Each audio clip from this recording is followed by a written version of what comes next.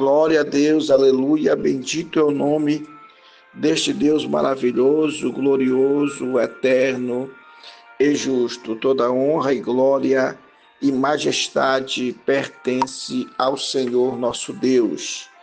Hoje nós estamos no dia 26 de setembro de 2025, graças a Deus que nos concede a vitória por nosso Senhor Jesus Cristo.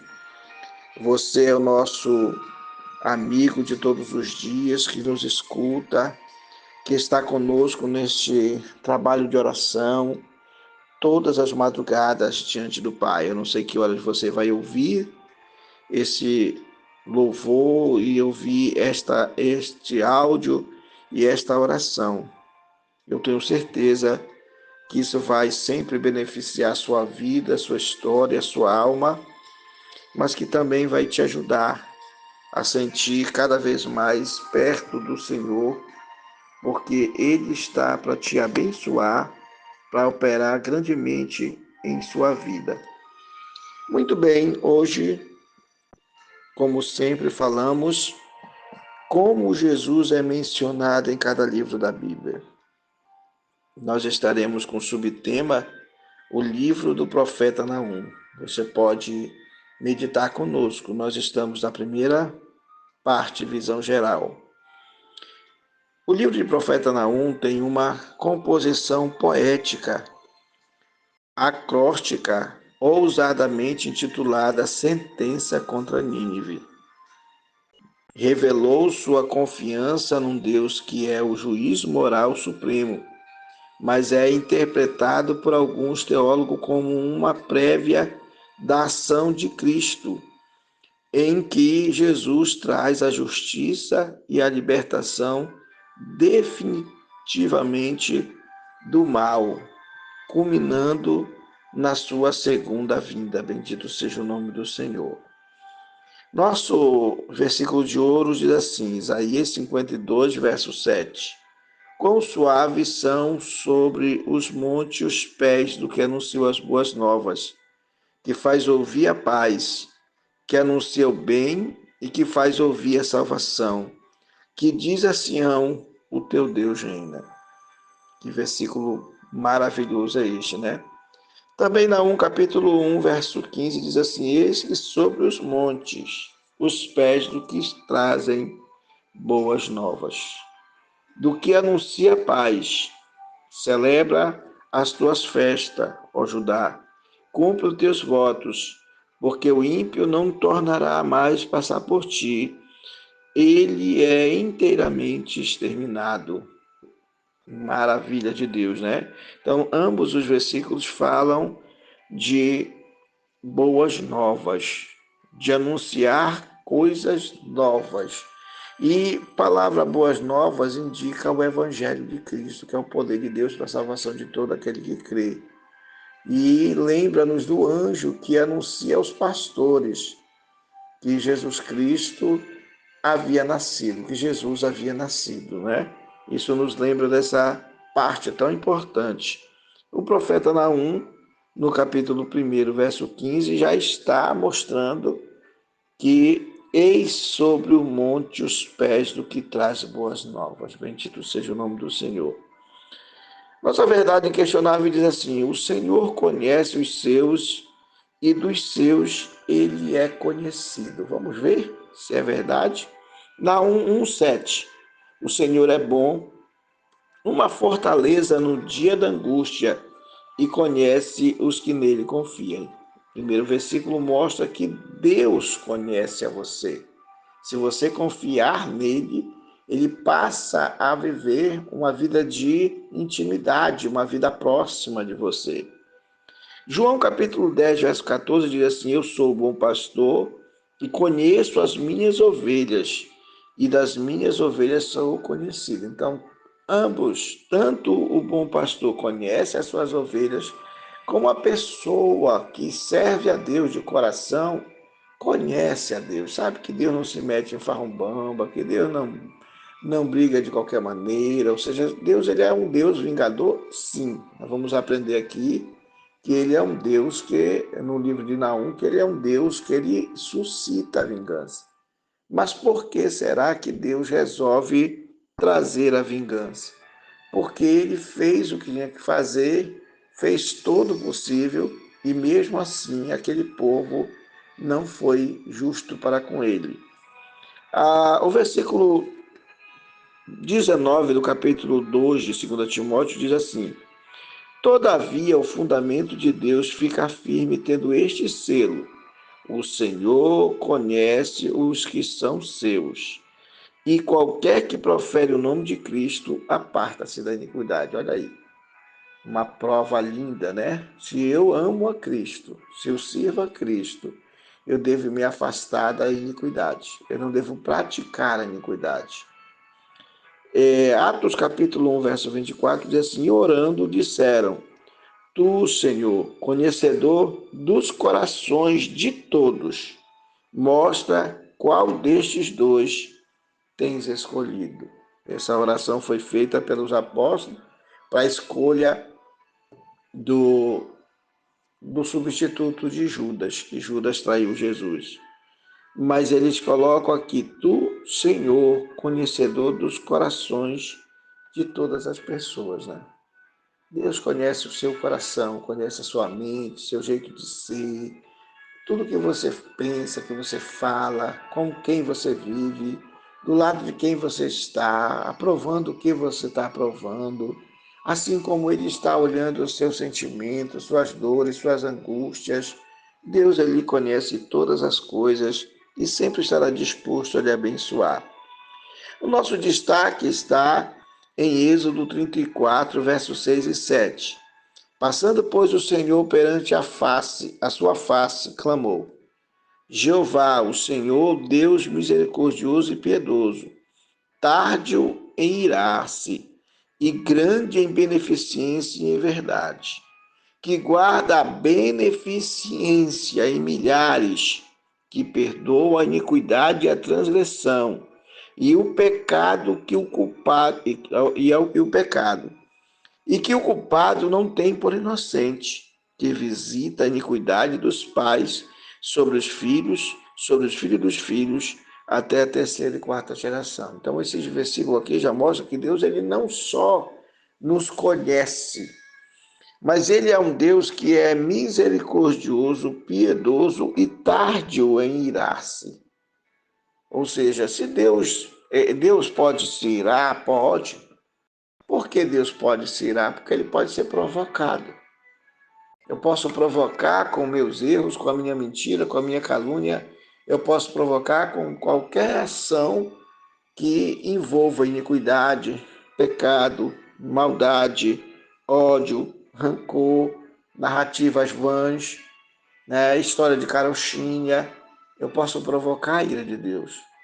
Eu posso provocar a ira de Deus quando eu pratico algo contra meu irmão, meu semelhante. Semelhante aqui quer dizer uma pessoa humana. Não importa se a pessoa está perto de mim, se é meu próximo, se está parte da minha família, não importa, é um ser humano. E todo ser humano tem a guarda e a proteção de Deus.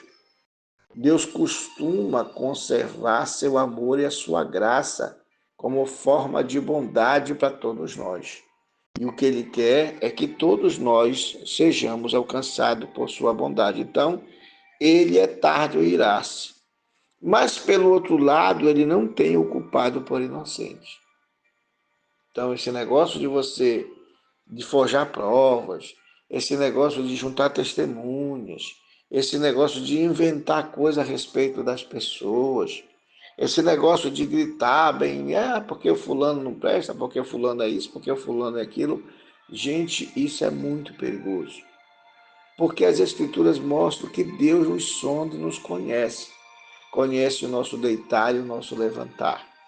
Então aqui, Moisés, quando escreveu, mostra que Deus, ele não tem o culpado por inocente. Tem gente que tem político de estimação, tem gente que idolatra uma determinada pessoa, né? Tem gente que é capaz de dar vida por pessoas no sentido de pecar, é capaz de, fulano quer ir comigo, eu vou com ele. Se ele me pedir, eu dou para ele. Né? Ele é meu amigo, eu faço qualquer coisa por ele. Não.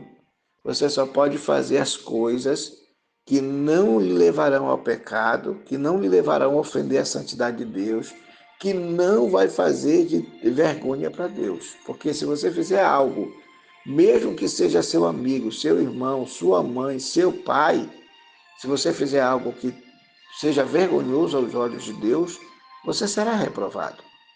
Ainda que você ame aquela pessoa. A Bíblia diz que eu não posso amar nem pai, nem mãe, nem filhos, nem negócios, nem fazenda acima de Deus. Não posso. Eu tenho que amar a Deus acima de todas as coisas. E ao meu próximo como a mim mesmo. Na escala de amor, primeiro Deus, depois eu, depois os amigos, as pessoas, a mãe, o pai. Mas primeiro eu tenho que também me amar. Se eu não me amo, eu não tenho como. Qual é a minha forma de entender como ajudar as pessoas, como ensinar as pessoas, como auxiliar as pessoas, quando eu procuro aquilo para a minha vida. Se eu quero o bem para mim, tenho que querer o bem para os outros. Se eu quero a paz para mim, eu quero a paz para os outros. Se eu quero perdão para mim, eu quero perdão para os outros. Se eu quero fé para mim, eu quero fé para os outros. Se eu quero graça para mim, eu quero graça para os outros. Isso sim é amar. Quando eu me amo e querendo essas coisas para mim, eu vou lutar de querer essas coisas para o meu próximo, assim como Deus que ama, quer para ele a glória, a honra, mas ele também quer honrar as pessoas. A Bíblia diz: eu honrarei aqueles que me honram, né? E aqueles que me buscam me acharão. Então Deus, ele se dispõe a estar ao nosso lado, a nos fortalecer. A nossa leitura bíblica do assunto diz assim: peso de Nínive, livro da visão de Naum, o Eucolchita.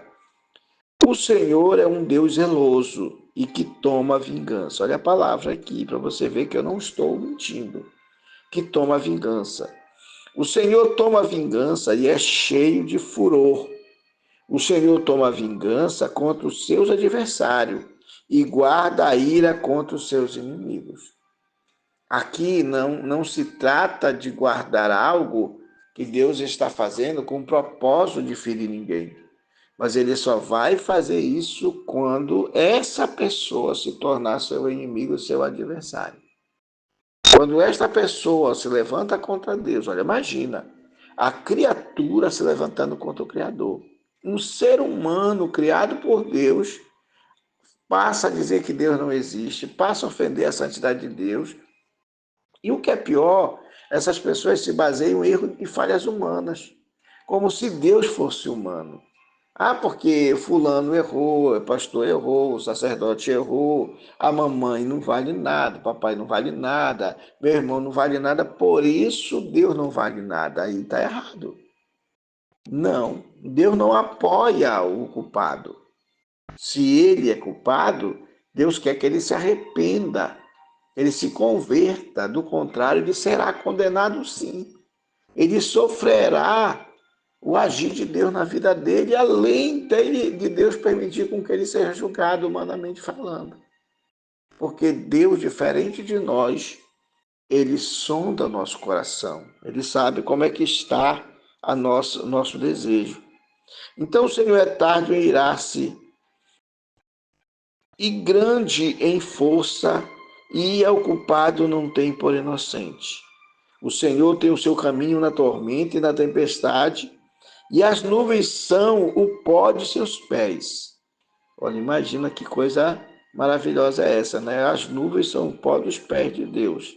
Ele repreende o mar e o faz secar, esgota os rios, desfalece em Bazã e Carmelo, e a flor do Líbano se murcha, os montes tremem perante ele, os outeiros se derretem, a terra se levanta na sua presença, e o mundo e todos os que nele habitam. Quem parará diante do seu furor? Quem subsistirá diante do ardor da ira de Deus? A sua cólera se derramou como um fogo, e as rochas foram por ele derribadas. O Senhor é bom, uma fortaleza no dia da angústia, e conhece os que nele confiam. Olha que maravilha, né? Versículo 7 aqui. Assim diz o Senhor: pois mais seguro que estejam e por mais numerosos que sejam, ainda assim serão exterminados. E ele passará, e eu te afligi, mas não te afligirei mais. Veja que o ser humano, ele não adianta ter um exército, não adianta formar todos os exércitos do mundo que vão sofrer diante de Deus. Ninguém consegue vencer ele. Foi ele quem nos criou, ele pode nos derreter. Observe que ele diz: o Senhor é uma fortaleza no dia da angústia. Mas ele fala que a própria terra e todas as coisas serão destruídas. Ele faz as rochas se derreterem. Então, quem somos nós? Somos mais fortes que as grandes rochas, que os grandes coisas, astros da existência? Não, nós somos humanos. Nós nos derretemos facilmente. Mas agora quebrarei o seu jugo de cima de ti e romperei os teus laços. Ele está falando sobre Jerusalém e Judá. Contra ti, porém, o Senhor deu ordem que mais ninguém do teu nome seja semeado. Na casa do teu Deus exterminarei as imagens de escultura e de fundição, e ali farei o teu sepulcro, porque és vil. Agora ele está falando com quem? Com Nínive. Por que será? Nós vamos ver mais adiante. Porque Deus está tão irado, porque Deus está tão aborrecido, porque Deus resolveu se vingar de Nínive. Nós vamos ver.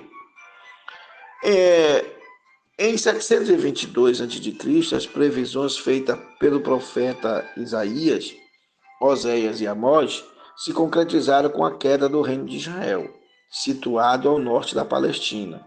A invasão pelo Império e exército assírio resultou na destruição de Samaria, a capital, e na captura e exílio do povo para a Síria. Esta trágica virada de eventos deixou a terra de Israel desolada, dominada pela natureza selvagem. Os israelitas encontraram-se em servidão sob um regime totalitário, o assírio notório por sua brutalidade e sem precedentes. Eles foram justamente dominados pelo pior dos seus inimigos. Os assírios eles eram muito ferinos, eles eram muito vingativos, eles derramavam sangue de qualquer jeito se ele não gostasse da pessoa. E Israel passou a ser visto diante dos assírios como alguém inimiga, uma nação inimiga. Então, por esta causa, eles resolveram vir para cima de Israel com toda a fúria, com todo o desejo de destruição. No primeiro momento, quando houve a primeira guerra, nós vamos ver adiante, Deus livrou. Mas depois Deus permitiu o sofrimento sobre o seu povo, justamente porque o seu povo pecou contra Deus.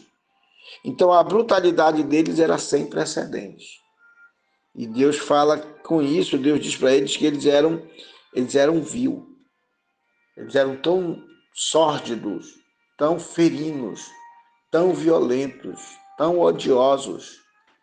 Eles eram cegos por vingança.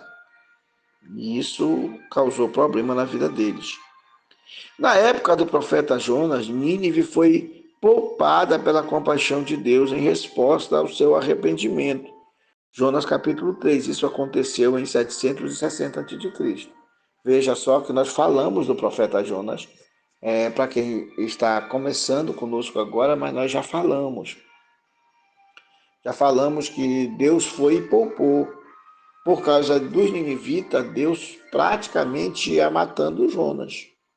Porque Jonas resolveu, em vez de ir cumprir o propósito de Deus, ele saiu para Tarsis, viajando diferentemente, né? Segundo nós já lemos, mais de 4.000 quilômetros de distância ele ia, né? Até que as águas, os ventos e a tempestade deram sobre o barco e Jonas voltou atrás.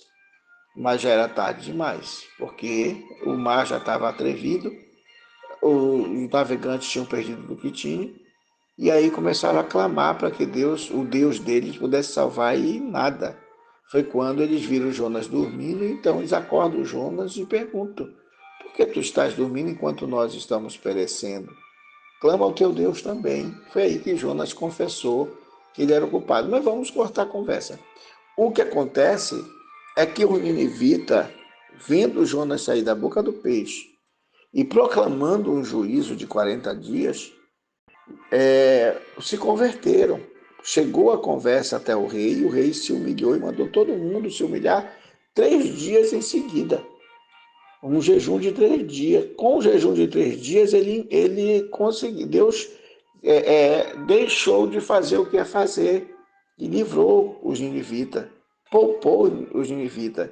Mas esses mesmos ninivitas vão trapacear, eles vão fazer coisas erradas. À medida que os anos avançam, o Império Assírio atinge o pico do seu domínio, subjugando muitas nações em seu vasto império.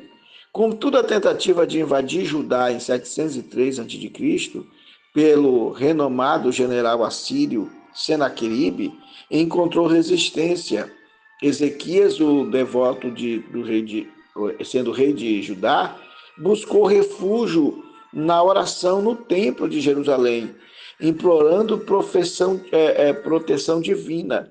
E a resposta divina veio de forma devastadora, com um anjo do Senhor dizimando 185.000 soldados assíricos em uma única noite.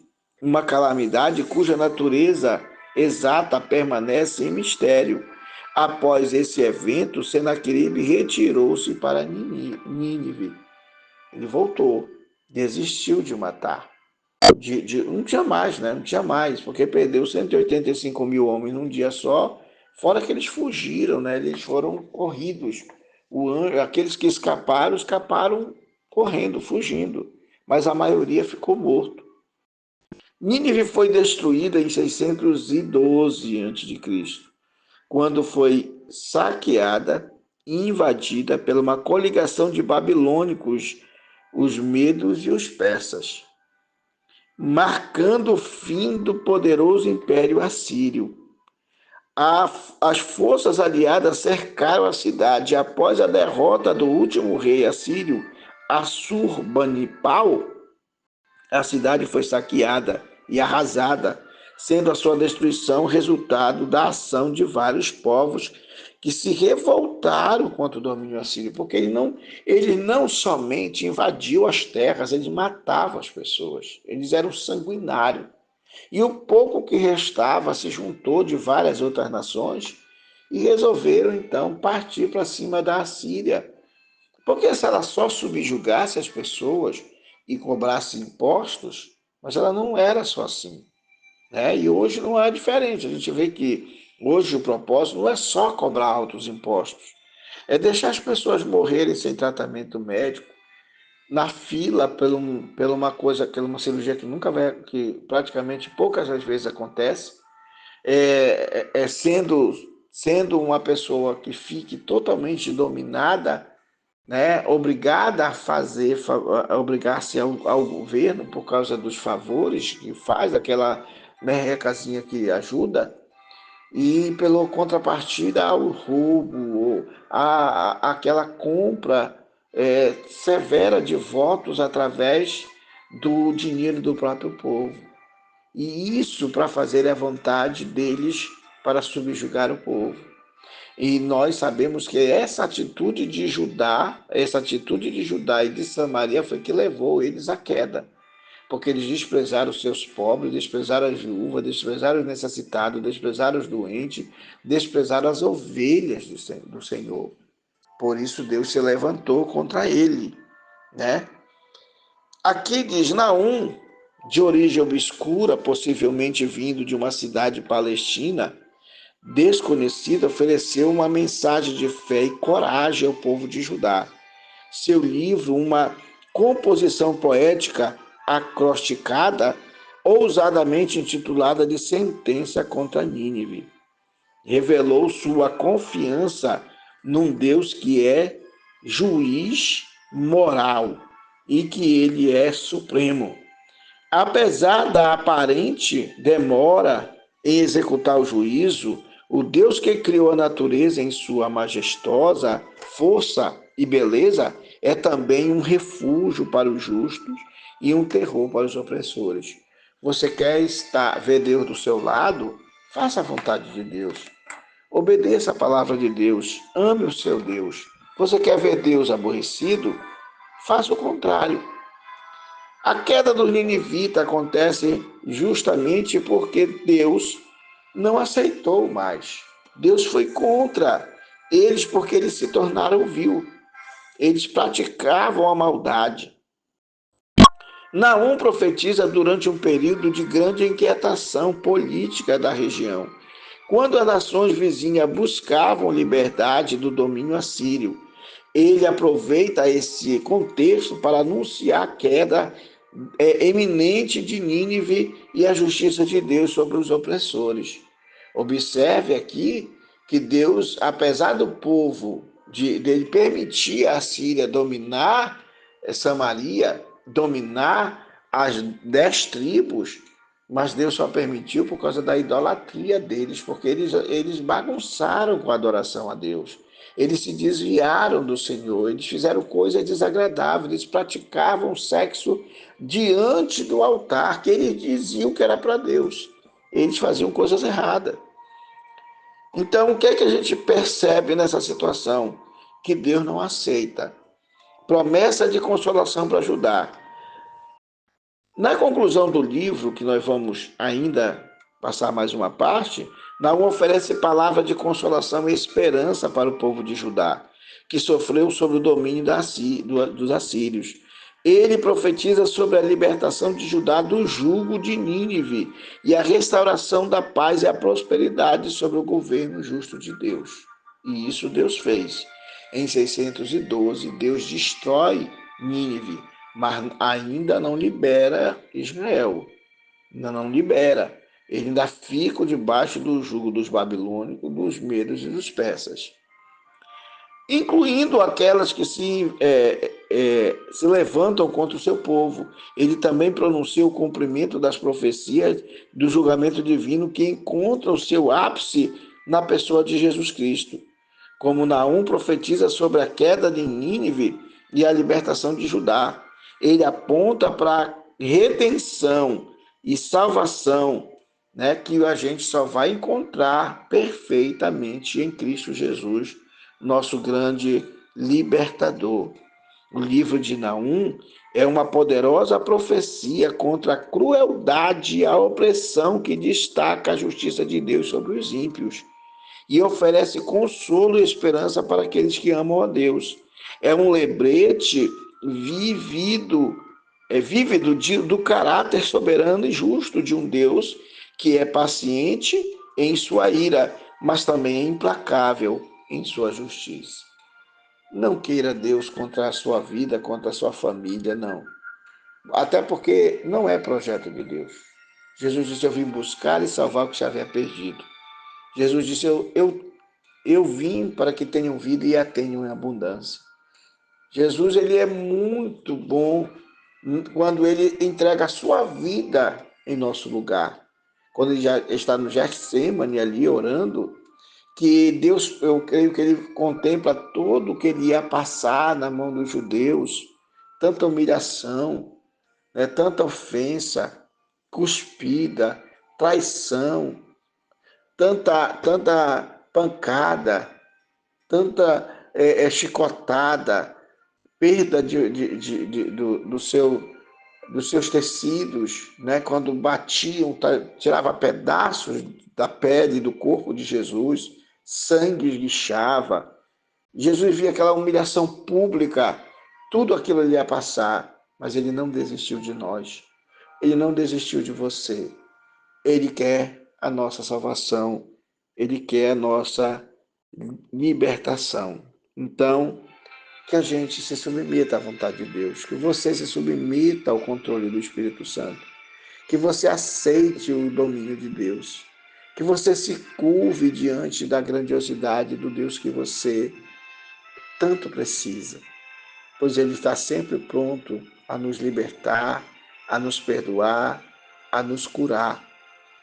Naum manifesta uma profecia que pouco tempo depois se cumpre. Não foi tão pouco, né? Foi quase 100 anos para se cumprir, mas se cumpriu, porque ele profetiza em 722 e a profecia só vai acontecer, a destruição de Nínive só vai acontecer em 612. Mas mesmo assim ele anuncia que Deus cumpriria um propósito. E os ninivitas, por que que eles vieram daquele jeito? Vieram, que eles foram perdoados, né? Eles foram perdoados com a profecia de Jonas, cerca de 800, em 800 eles foram perdoados. Por que que ninivitas vieram a sofrer as consequências? É porque logo após eles serem perdoados, eles voltaram à mesma prática. É como o cachorro que volta ao vômito e o porco que volta à lama. Muitos estão seguindo este mesmo rumo. Não se convertem totalmente. Se arrependem periodicamente. Passam um pouquinho de tempo na igreja ou num lugar de adoração. Vive um pouco só de honestidade e de santidade. Passa um tempinho só, parando, sem fazer maldade, mas continuam mentindo e aqui e acolá vai aumentando o ódio, vai aumentando o desgosto e aí vem a vingança, né? Vem o derramado sangue. Às vezes tem pessoas que depois que descobrem que não tem mais os sentimentos por nada, está tão vazia, está tão seca, ela prefere destruir a sua vida, quando na verdade ela poderia ter se jogado aos pés do Senhor, como os ninivitas que oraram e jejuaram e foram perdoados no princípio. Nós não podemos desistir de nós mesmos. Nós não podemos abandonar a esperança de servir a Deus de coração. Não abandone. Não se jogue ao erro, não se entregue ao erro, não se entregue à prostituição, não se entregue à destruição do seu casamento, não se entregue à destruição, a sair do seu lado, abandonando seus pais. Não se entregue, mas confie que Deus tem solução, escape para você. Oremos ao Senhor. Senhor, mais uma vez estamos diante de Ti, mais uma vez Te adoramos, mais uma vez Te glorificamos. Mais uma vez te exaltamos, porque Tu és Deus. Não há semelhante a Ti, o Senhor é perfeito, o Senhor é santo, o Senhor é puro, o Senhor é maravilhoso. E eu fico feliz, Senhor, a cada vez que oro diante de Ti. O Senhor é um Deus de amor, é um Deus de misericórdia, é um Deus de escape, é um Deus de milagre. O Senhor é o Deus da nossa salvação. Então nós te devemos, Senhor, gratidão por tudo que o Senhor fez e fará por nós. Nós temos obrigações, mas não por obrigações queremos te louvar e te agradecer. Queremos te louvar por reconhecer, Senhor, que o Senhor é o escape, que o Senhor é a solução, que o Senhor é o milagre, que o Senhor é o amor das nossas vidas, que o Senhor é nossa saúde, que o Senhor é nossa força, que o nosso Senhor é o nosso baluarte. Então, Deus da nossa salvação, Deus da nossa saúde, Deus da nossa felicidade, queremos te honrar, te bendizer, queremos te apresentar nossos filhos, nossas filhas, nossos irmãos, nossas irmãs. Oh Deus, queremos te apresentar nossos primos e primas, queremos te apresentar nossos tios e irmãos. Quero te apresentar os avós de quem ainda tem avós, os netos de quem ainda tem netos. Quero te apresentar, Senhor, o pai e a mãe daquele que ainda tem pai e mãe. Quero te clamar em prol deste que está acamado, que está correndo risco de vida, ou seja, está com medo de morrer.